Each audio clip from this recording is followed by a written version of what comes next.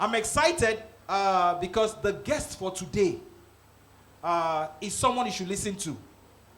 Another great advantage of this service is what we try to do is bring people that, for real, you have to pay hundreds of naira to go listen to. And we ask them on the platform, we know they are God's children. Please, as a child of God, please, can you come and share with the people? So when you come for these meetings, you're not just coming to church, you're coming to empower yourselves, right? This evening, without much ado, I'd like to introduce our speaker. First, maybe you should come and sit down. Please, sir. Please put your hands together for Deolu Akinyemi. Keep clapping. A Friends Connect. A Friends Connect, welcome. Please, you may sit down. So that when we read his profile, you'll be looking at his face. Interesting thing, his face has not changed since the day I knew him day one. I don't know why. Deolu Akinyemi, his career and business exposure extends over multiple spheres, multiple countries, multiple organizations, multiple awards, and about 2 decades. Deolu Akinyemi is a personal development trainer, a financial and business intelligence coach, and a 10X consultant, human resources expert, blockchain enthusiast, entrepreneur, national builder, and a passionate disciple of Jesus Christ. Very key. As a trainer, coach, and consultant, Deolu Akinyemi has interfaced with over 200,000 people in over 10 countries across 500 different organizations, ranging from SMEs to blue chips to non-governmental organizations and government agencies. He currently oversees Coach B and Stewards as his principal consultant. As an entrepreneur, he is on the board of a number of companies. He is currently the group MD of Avenues to Wealth. Some of you know Avenues to Wealth already. Yeah? Group, and provided leadership for the organization to take a local herbal bitters through a 300 times growth in 2 years. So let me explain this in corporate plain English. There was this unknown product, relatively unknown product, and he moved it into a multi-billionaire brand, or a billionaire brand, if you rather. You know Ruzu Bitters? Yeah. This is the face behind Ruzu Bitters. Okay? He's currently championing the establishment of a number of Nigerian brands into the global scene in alternative medicine and personal hygiene space. As a passionate disciple of Jesus Christ, Deolu Akinyemi currently partners with his wife to lead the Market Women Initiative, a project of helping lives together, and they have trained over 1,000 market women weekly. Please clap for that. And give them interest-free loans to grow their business in order to feed and finance their family. I thought you'd clap for that again. This is the part pastor likes. Deolu Akinyemi also pastors a local assembly. Last paragraph. His passion for serving others and solving problems has won him scholarships from Federal Government of Nigeria, Shell BP, WAPCO, Global Recognition Awards for Peak Performance in Human Resources Management, Global Recognition Awards for Exceptional Innovation in Human Resource Management, National Awards as Young Corporate Professional of the Year, Future Awards, Young Entrepreneur of the Year. Please just put your hands together for him. I thought I'd say that before we start.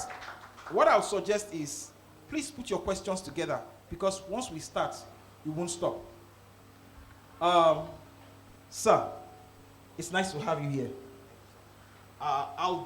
We'll give you 10-15 minutes to do an intro talk, between 15 and 20 intro talk what you need to say, and then we'll open the ground for, okay, your mic, please, your mic. You open the ground for question and answers. Please, ask very difficult questions, please. Please, very difficult ones. I've said that. Welcome. Thank you, sir. Okay, you have the floor, sir. Okay, so I'll just tell you, I'll give you a little introduction, a few things that connect with me. I was actually praying about this meeting, and I believe that God was leading me to put my mind on neutral. So I don't have a particular direction. I'm here, neutral, ready to be driven by God. You know, as the person that was leading the prayer was leading, I remember something very interesting that happened to me in about 20 years, over 20 years ago, about 25 years ago.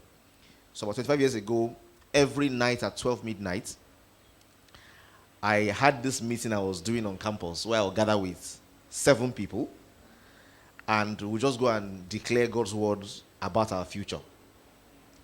And one of the key things I used to do back then, one of my key phrases was, I can't be small. You know, and 7 of us will gather every night, you know, and just we'll declare for like 30 minutes and go. From 7, before we knew what was happening, and there was a rule.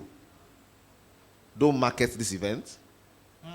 If anybody wants to come with you, don't chase them back. Before I knew what was going on, we were 50. After a while, we were 150. After a while, we couldn't hear ourselves anymore. We're like 300. We'll gather at Sports Center at midnight, And after a while, I will say, and then people will echo, and then we'll echo, and then we'll spend. We didn't even know ourselves anymore. It was in the dark. No lights, no microphone, nothing. We just come and declare God's word over our future. I can't be small. I can't be poor. We'll say a number of things and go. And we did that for like 3 months. And I believe that the words we say over our lives have a strong feature to play in shaping our future. That's true. That what you are enjoying today is a result of the seeds that were sown in the past. And so I saw that and I connected with that because it was saying, I can't be normal, I can't be average, I can't be. And I was remembering myself 25 years ago. I'm not that old, but I could connect with that a little bit with that. Also, I realized that many of us want to be great, we want to be exceptional, we want to be top 1%. There's something that I have found that is the key to being in that space. And the key is take yourself out of the picture. I'll explain it to you. Take yourself out of the picture. Jesus Christ said, if you want to be great in God's kingdom, you need to learn to be servants of all. Our greatness as God's people is connected to our willingness to serve. That once I make up my mind that I will be a blessing, once I make up my mind that this is how I want to have expression, this is how I want to. So I'm here today. I'm not here today for myself. I'm here today for you, for what God wants to do in your life. Wow. And for as long as my life is skewed in the direction of making impact happen in other people's lives, I can't stop it. Okay? Somebody said, if you choke the outflow, you have choked the inflow. That if a water is running and you block the mouth, you have stopped it from the source. That your capacity to continue to flow is a function of your being willing to flow out to others. So if you make it your business purpose to be on the giving and generous side, you have opened the vaults that allows God to bless you. So when you are thinking about your business, at least last week, I spent 5 days teaching market women, the last 5 days. And they are market women. So it means they are women who are making hair in the market, who are selling food stuff in the markets, who, we are teaching them how to package themselves. We are teaching them, you don't need a shop yet. This is what you need. You can stay in somebody's front. And all those kind of things. And one of the biggest challenges I find with many of these businesses, because we told them we'll have a meeting with you. After we finish in 5 days, we will qualify a few of you to get grants. So we're going to dash you money. But before we dash you the money, we want to hear your business and know if you need money or if you need wisdom. And the biggest challenge I find, many people don't need money. Many people just need wisdom. Many people need a friend. It's not money you need. If you are in the right association and with the right relationship, your business will blow. And you will be asking for what you don't need. You'll be asking for cash. Many times when I look at people like, God, if you knew, you won't be asking. That's not what you'll be asking for. You'll be asking, for friendship. You'll be asking for a relationship. You'll be asking for, can we do this together? But I don't know where we get this my ownership mentality from. You need to think beyond that space. So one of the biggest problems I find with these women is, and of course a few men amongst them, is I want to get a shop. I want to stock my shop. I want to buy more products. And it's the same challenge. They want to increase capacity for what they have not demonstrated the capacity to market. Wow. They want to stock their shop with what they have not made sure they have enough customers reaching out for. And as I was here today, God told me something before I stood up here. God said to me, Deolu, it's the same way when Christians are asking me for resources before demonstrating that they are willing to give. Before demonstrating they are willing to be generous. Before demonstrating that they are willing to be a blessing. Listen, that marketing and customer acquisition comes before capacity building. If you asked me last year, I was thinking, let's expand our factory. We have a factory, we make products and all that. Let's expand our factory, let's spread over this. We are going to negotiate for land, 25 acres. Let's build a state-of-the-art factory. And then towards the end of last year, God opened my eyes to see, Deolu, what you need now is not a factory. What you need now is allow the sales to exceed your current capacity by far, then build a factory. Let me pause at that point. Just interject. Maybe you take us through the principles. So you had a product factory. Yeah. You had a warehouse. Yeah. And overnight, fire entered and burnt 400 million naira worth of products. As a child of God, with these principles we've learned, did you start from the beginning, or the things you had learned in the past about God, about business? How do you connect that to the women in the market? How do you tie that to women in the market? So I'll say to you now, for perspective, one of the things you must believe as a child of God is that everything that happens to you is necessary. Amen. Everything that happens to you, good, bad, ugly, may not find their use now, they will find their use in the future. Everything is absolutely necessary. Everything is valuable. That scripture, all things are working together for good to them that love God and are called according to His purpose, it's not a joke. It's real. Everything. You know, I like what Joseph said to his brothers. He said, you meant this for evil, but God. Are we together? But God. Now, so what I understand, what I realized when everything was happening to me, that fire incident was a signal from God saying, Deolu, I want you to be free. And I'll tell you, so that night, it was around 10 p.m. at night. It was April 1, 2017. I just got back from South Africa. I was having my dinner. Usually when I travel out of the country and I come back, the first meal I want to take is pounded yam. Basically, as a reminder that, you know, I'm back. So I was having my pounded yam that day, and I got a call and said, the warehouse is burning. I can't remember if I finished the food. Usually I want to finish the food. But they said the warehouse was burning, so I left and went to the place. I saw the fire. We called fire service. We were able to get 14 trucks of water to come. They responded to us. It was very good. You know, it showed that some things work in Nigeria, whatever you are complaining about. But we couldn't contain the fire. The fire ravaged. Our products were in there. Everything burnt. You know, I wasn't trying too hard. You know, I was trying more to hear God and understand what was going on. And the very next day, God said something to me. God said, Deolu, if I asked you to burn that warehouse, will you have burnt it? If I asked you to take all the products there and put them on fire, would you have obeyed me? And I said, God, I don't know. And he said, well, I've saved you from having to obey me. So I've saved you from having to obey me or having to decide whether you want to obey me or not. I have allowed that to happen. And I learned a story of another company that actually physically took all their products in their warehouse, put it somewhere, gathered their stuff together around it, and set it on fire, and said, this is the last time we will do things of this quality. Sorry, sir. So, what I'm hearing is, sometimes God allows you to make sacrifices. Sometimes God makes sacrifices for you. Sure. So many times God allows you to go through, and wow. It's not always clear when you are going through it, so you need to have a relationship with God and trust Him. You need to have a relationship with God, you know, highest priority. You need to have a relationship with God and trust Him that, God, you are neither sleeping nor slumbering.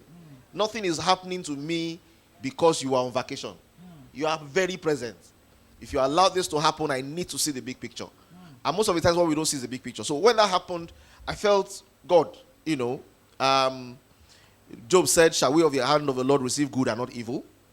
Should we be happy when exciting things are happening to us and not happy when things are happening that don't look like they're exciting?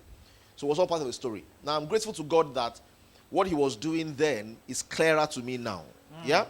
You know, but like you asked, did I start from the beginning?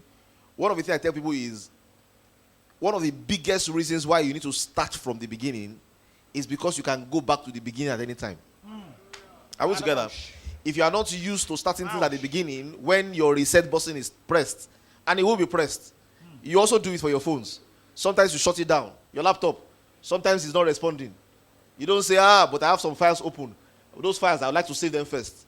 Sometimes you can't save them first. You shut it down, start it again, and then you say, the inspiration to write this thing I was writing before, I'll probably even write a better article. So you need to learn to start small. I have a problem when somebody has an idea that can only start with 20 million naira. It means when that idea goes back to zero, you need another 20 million naira. Wow. Or whatever is equivalent in that time. So the 400 million naira worth of products that got burnt were built one by one, layer upon layer. Once upon a time, it was zero. It grew to that place. And if it went to zero, it means God is saying, don't repose your strength in those places. Don't put that's not your assets. I am your assets. Okay? And then you can build again afresh from that place. And we've built again afresh from that place. And we are in a better place now. Okay? And I'll tell you what that season was for when we get to it. That season, so I was telling you about marketing and, so in simple terms, let's call it marketing and inventory. I have made this mistake over and over in my life, probably learned now. I tell people there's a machine in my office that I bought about 12 years ago. I bought it for 25 million naira. I bought the machine to produce a product that had not gone to market. There was a German guy who came to sell me the idea that he's working in Germany, he's working in these places, Shape CD. And I said, you know what? Fantastic. This thing will work in Nigeria. It's a machine that cuts CDs into the shape of any logo you want to cut them in. Coca-Cola logo, Africa map, Nigeria map. You can basically shape the CD and record stuff into it. I felt it was novel. So without doing marketing, and listen to me, marketing first. Make sure, don't say, I want to get factory, I want to expand my fashion brand. You're joking. Establish the market. Have a customer base. Push for that first.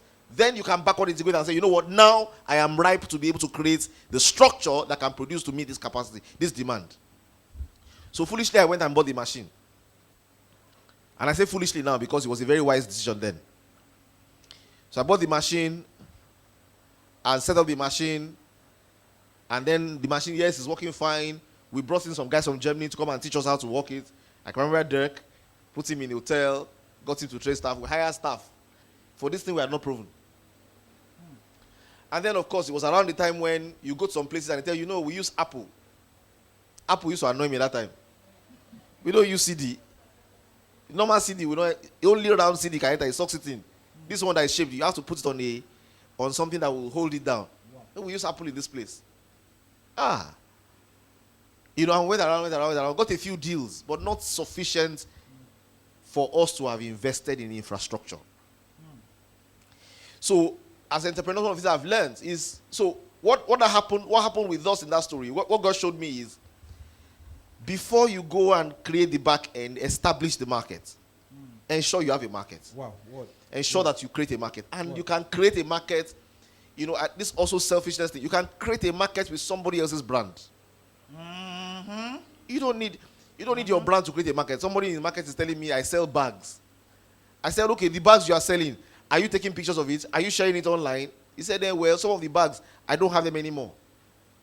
So if I snap the picture and I send it and they ask for that one and I don't have, then I won't have business. I said, madam, that's not the way to do it.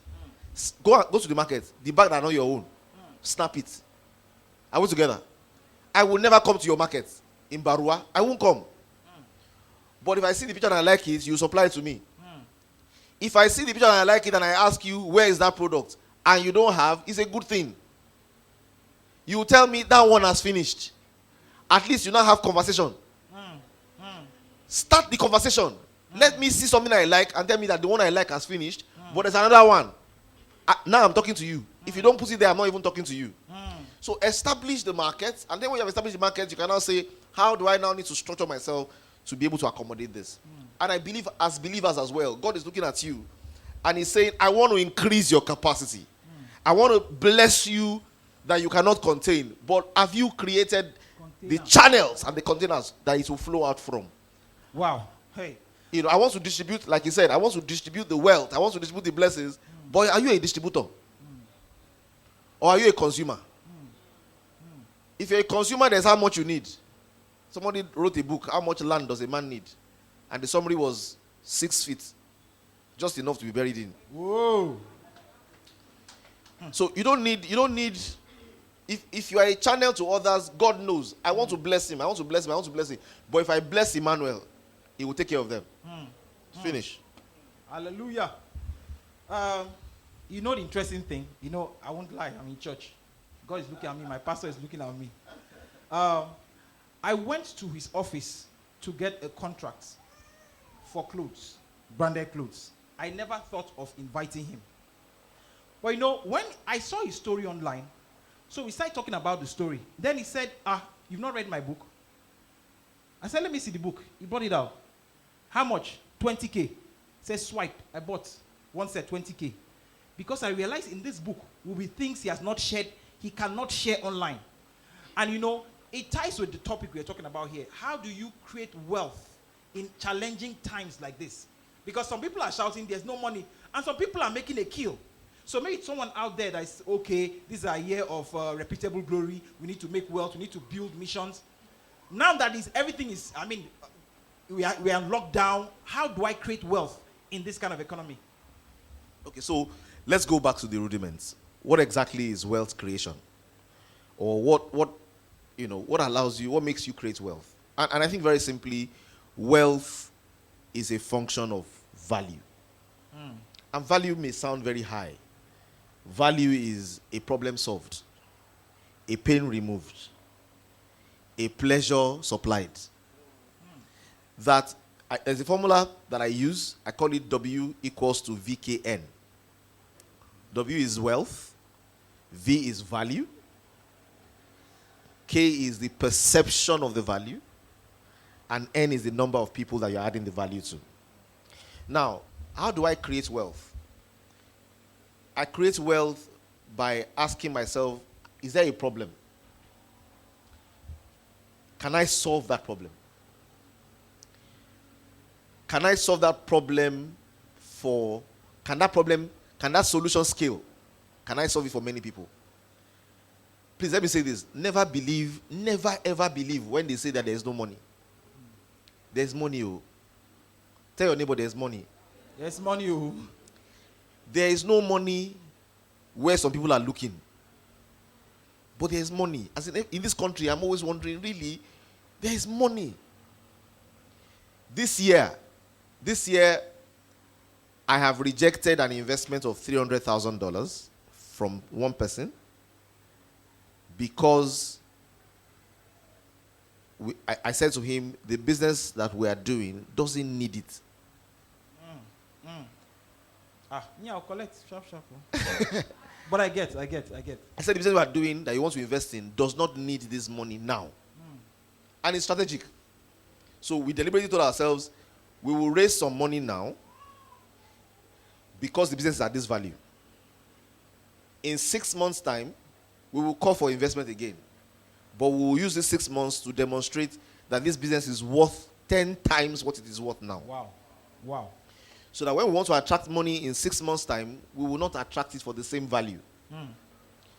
Now, we had this conversation, and the person said, look, and I said, sir, I like you. I want you to be involved in this business that we're doing. We like the prospects that you bring. But what we can collect from you at this time is $10,000. And he said, you're insulting me. 10,000. Are you all right? I said, well, we've already finished this. We have this left.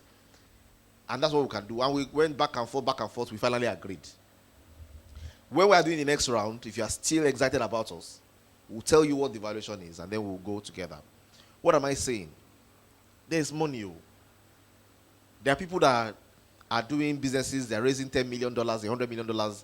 Young people. I was talking to one guy. I was asking him, he came with his former boss. He was doing internship somewhere, and he left from there to start his own company. And his company did their initial raise, and they raised $1.2 million for a valuation of their business for $10 million. So I was asking him, how are you doing? How many staff do you have now? He said he has 35. I don't think he's 30 yet.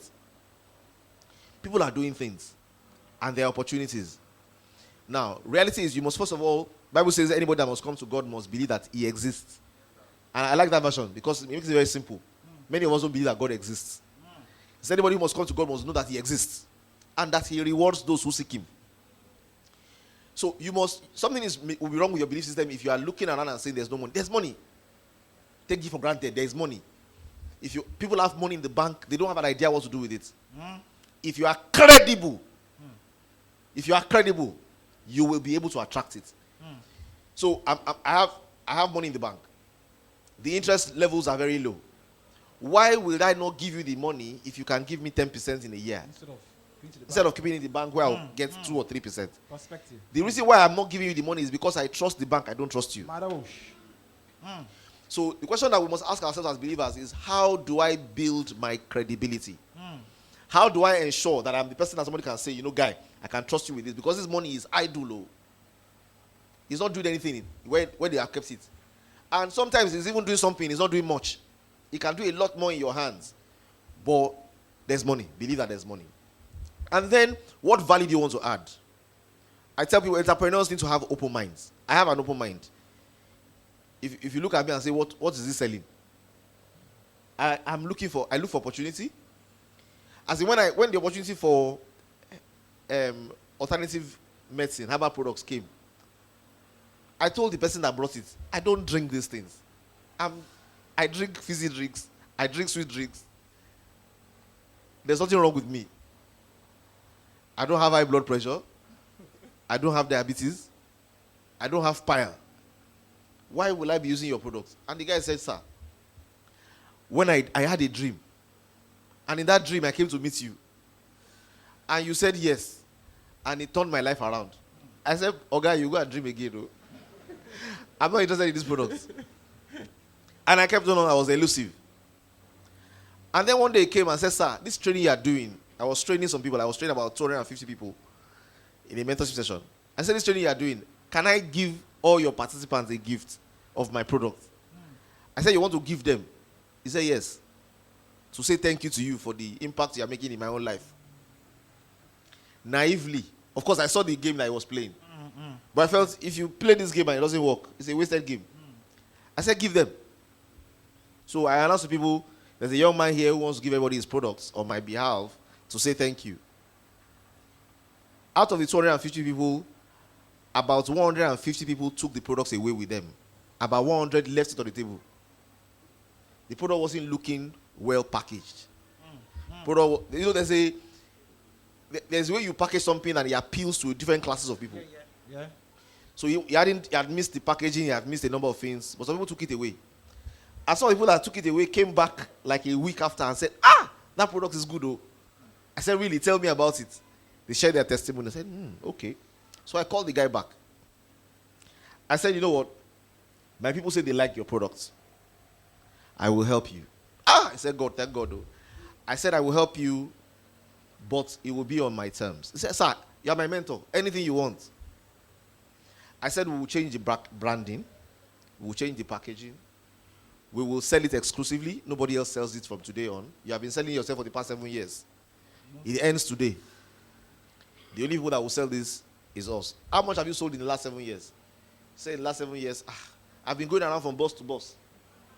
Essentially, I go to boss, everybody here, that 7 years, maybe I will have sold, it's not up to 1,000 cartons. I said, okay, so we'll try this out for a few months. I'll put a structure around it. We'll design a few things. And then after a few months, I'll tell you what we're going to do. First month, we sold more than a 7 years plan put together. Any business that requires only you will not scale. Your business must be done in a format where anybody else can take it on and do their own path and it continues to grow. So, but Mama Lagbo, who is selling Lagbo on her head, is not going to scale. And then you need to ask yourself, how can this scale? How can it be done with a lot more people? And then in the society and the community where I'm adding this value, how is this value perceived? That's very important. So I need to ensure that the value I'm offering is perceived in a way that allows me to be able to create wealth. Now, these are the mechanics, if you say, of wealth creation. All right. There's the mental attitude, which we'll talk about. There's a way you think, which we'll talk about. As wow. If this service makes sense to you, can you please put your hands together for Jesus?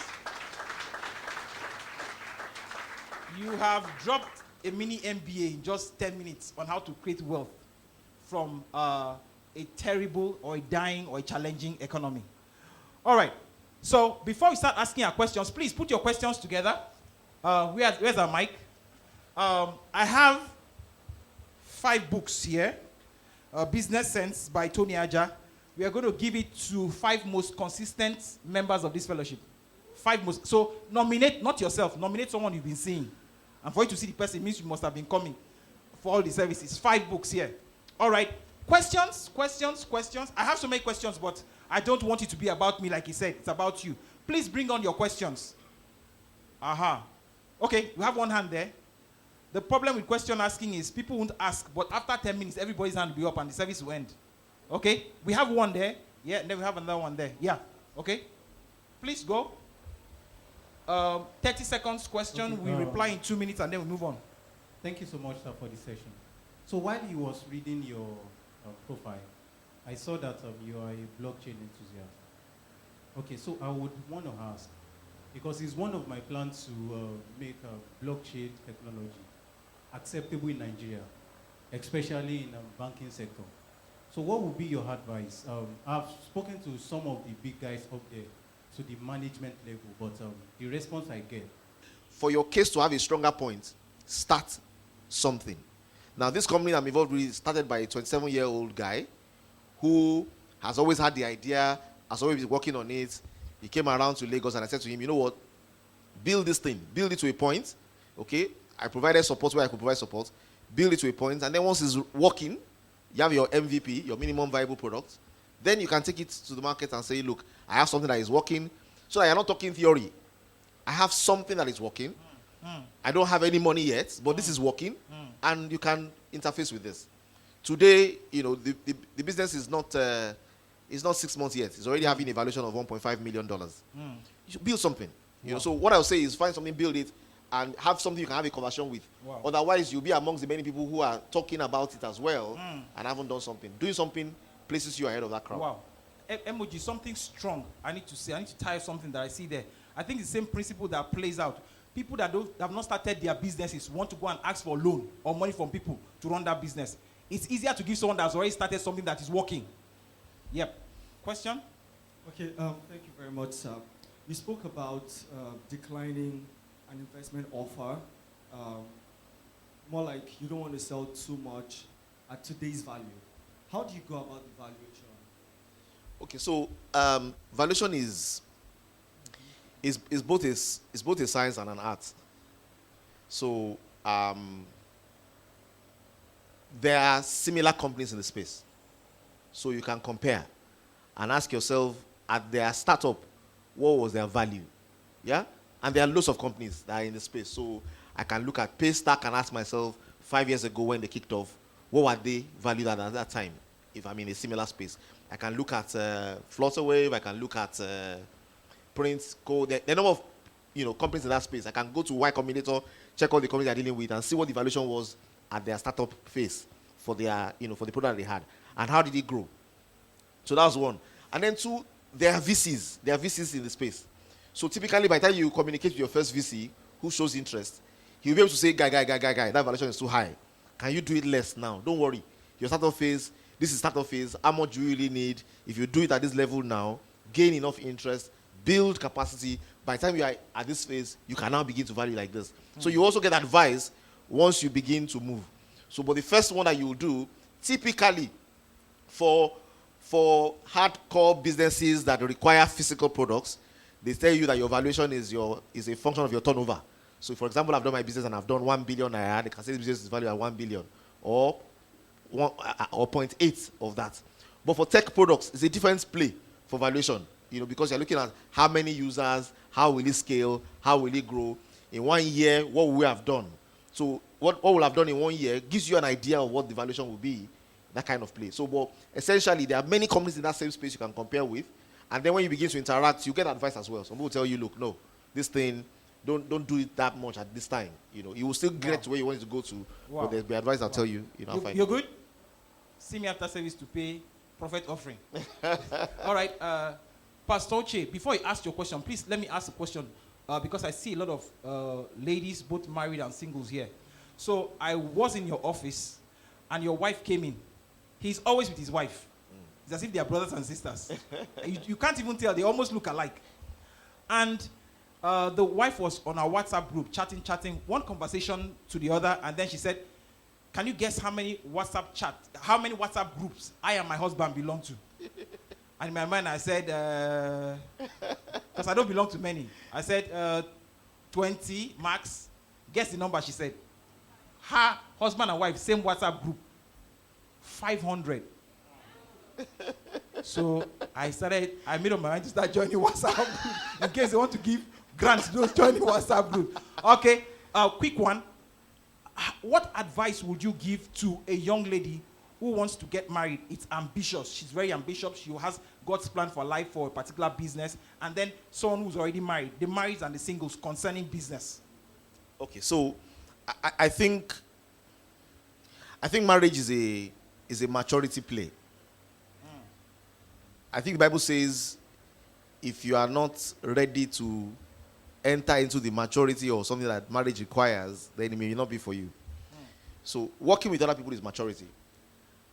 Being married is maturity, requires maturity. And then being married and combining it with doing things together in business is even more maturity. So I say to people, many people cannot manage it. It will take sacrifices, it will take bumping heads, but I think it's the sweetest place to be. Personally, I think it's the sweetest place to be. When, if my wife says, there are things you are doing I don't know, and we are working together, and we are sleeping on the same bed, and there are still things I'm doing that, if I'm not deliberate, she may not know. Then I'm wondering what happens when we're even working apart. That means you are complete strangers. So for somebody who is married and has a husband, I'll say carry each other along. I've always been a proponent of joint accounting. It may not be joint accounts, The principle. but we account for it together. You know what I'm doing. I know what you're doing. I know what you have. You know what I have. We are operating one account statement. If I'm managing the expense, you are managing the assets. We can see the full picture together. We're joint accounting. If you're aspirational, you're ambitious, you're driven, you want to marry, please marry someone who will not be intimidated by your drive. You may say, let me manage it. It will not pay you. So you want to get married to somebody who is supportive, who believes in what you believe in, and is willing to be wings under your wings. Service has ended. That's strong. Pastor Uche. Thank you so much, sir. So I hear you loud on value creation as a vehicle to amassing wealth. I see something a lot these days, and that's people venturing into, the quest to become entrepreneurial, venturing into businesses that are in vogue, and then over time it caves in and the person is left afloat. For example, it came a time driving Uber became like the in thing, and then people will willfully, leave off some of the ventures they are in because it is in vogue. It came a time where, if you didn't own like a Marwa thing or an Okada and given to someone to do, right about now, everyone wants to snap pictures, because it looks like it is in vogue, what will be your take? Milking that process, connecting it with what you have started with, being, you need to be able to create value. How do I marry that in my quest and my journey to creating wealth and, not missing it, just following because, this thing is what is market selling now. Because 2-3 years down the line, like we are seeing with the this Uber thing now, it becomes a wash and you are left even more frustrated than when you began. Wow. After this, just 2 more questions and then we are done. 2 more questions and we are done. Please pick who you want. A lady must be among, Sha. So, no one said. Albert Einstein said something interesting. He said the greatest invention of man is compound interest. And that's the ability of something small to become big in time. So my response to that is, I am an advocate of build. Build. There are 2 kinds of people. There are builders and there are painters. There are 2 kinds of people. There are farmers and there are hunters. And what I'm an advocate of is build or farm. And what it means is this.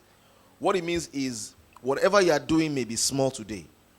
But if you are building, in 10 years, in 20 years, what you have built will be phenomenal. I've seen many marriages where they don't understand this. So the husband has a high-profile job, and the wife is at home taking care of the children. And because she's at home taking care of the children, she decides to set up a crèche. Are we together? And then in 20 years, the husband who was painting and painting for 20 years resigns from painting, and that small crèche has become a nursery, primary, and secondary school. And they are planning to do university. They are both 60 years old. And in order to rescue the man, they actually hire him to support them in paying him something to ensure that he's supporting them in construction work for the projects that they are doing.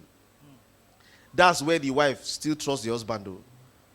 Not where the husband was painting, he was also doing some runs, and they've separated. Was painting other women. I've seen those scenarios. So this is my take. Whatever you are doing, it doesn't matter the size of what you are doing now. If it's value you are adding, and you continue to compound and grow it, you build credibility in the space. You build credibility in your space. So you are compounding your reputation, your credibility. You are compounding it. You are taking the resources you are having, you are putting it back in, and growing and growing and growing what you have. Where the difference will show is in time. In time. And we are very impatient. You know, I tell people, listen, there are 3 things you need to get involved in. 1, ask yourself, for this thing I want to build, what's the seed? What's the seed for this thing I'm growing? 2, what is the activity I need to keep on doing, whether I see results immediately or not? And then am I willing to give this time? Now, I have plenty of stories, but there is no time. When I was younger and I was in secondary school, I used to come to Lagos for holiday. I grew up in Ilorin.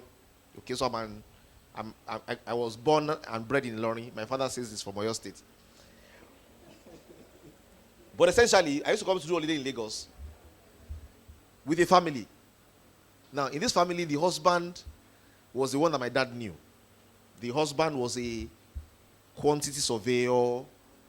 He was very well remunerated. His wife barely finished primary school. Are we together? And was selling in Idumota provisions. She was a sales girl for somebody. After a while, she started selling for herself.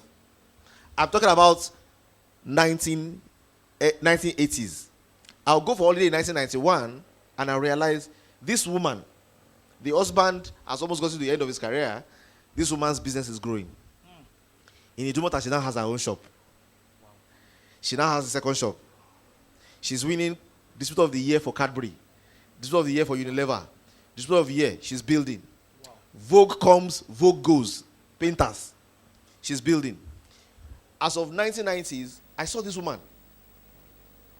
And I'm telling you a Nigerian story. She's still alive. She was my 40th birthday. After a while, she acquired a filling station, a petrol station. After a while, she acquired a microfinance bank. After a while, she began to make her own products in the category of milk, Milo, blah, blah, blah, and import them into the country. As in, I literally watched, and I'm like, you know, as in, like, it's like a business. So, of course, after a while, the man retired. The children went to school abroad, came back, had to come back to manage the business. Whoa. Because the business is big, the assets are many. It has large, it has expanded. Building. Fads will come and go. And maybe sometimes because you are cash strapped, you may want to participate in a fad. But what are you building? What are you building? The only thing that has the capacity to change from 1 to 100 is a seed that is sown. I tell people, sow maize. If you put maize in the soil, by your next harvest, even if it's only 1 cob, that cob has 650 grains. You can now sow, if you are doing 2, you can now sow 300. Those 300, when they grow, you have 650, 300 times. But then you do that for 2 years, you are building. You are leveraging on compound interest. Credibility, you need to build it. People need to, there are people, I tell people, if I put a sign on my shop and I say this is my company name, and I am going there every day and I do nothing for 5 years, in 5 years, when they are looking for business people, they will call me before you. Because your experience painting does not give you more credibility with business like somebody who is doing it. I tell people, no matter, life doesn't compensate you with a baby because you are 65. Yeah? You say, this man is old enough to have a child. Let's give him a child. No. There's an activity that gives birth to children. If you don't participate in it, at a younger age. If I say at a younger age, you get children. The same way, I can't say because I have spent 35 years working in CBN, I'm now qualified to give advice on how to run Emmanuel's business. No, he's running business. If he has done it for 2 years and I've worked for 35 years, he has 2 years more experience than me in building what he's building. So learn to build. Take what you want to do, the value you want to add, and begin to pour water on it, and pour water on it, and pour water on it until your Chinese bamboo begins to grow.